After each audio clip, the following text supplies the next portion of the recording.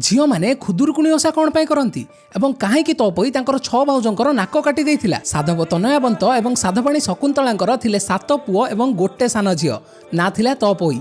बहुत अली अली रे से बढ़ुथिला।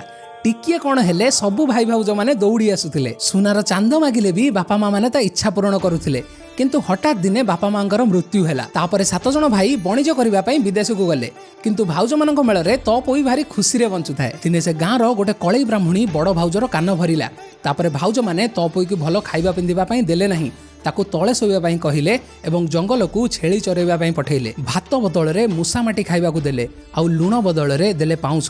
किंतु सान भाउज भल खाइबा को दिए पाखकू डाकिकी टिके आउंसी दिए। वर्षा होउथाए एवं पादरे कंटा फुटी जाउथाए।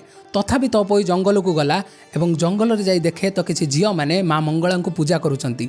से भी गुहारी हैला आउ आसिला बेले बाटर घरमणी मिलीगला। एमिति भाउज मानकर अत्याचार रे तपईर दिन गडुथाए। किंतु मन भितरे सबु बेले से माँ मंगला को डाकुथाए।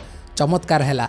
हठात दिने राति रे भाई माने आसी पहुँचिले एवं तपई तार मन कथा खोली कहिला। 7 बहु बोईत पाखकू आसिले बंदेई नबा पई। भाई माने कहिले मंगकड़े माँ मंगला अछंती तांको जण जण करी बंदेई आस। पूर्वरु तपई हाथ रे भाई माने गोटे छुरी देइथिले।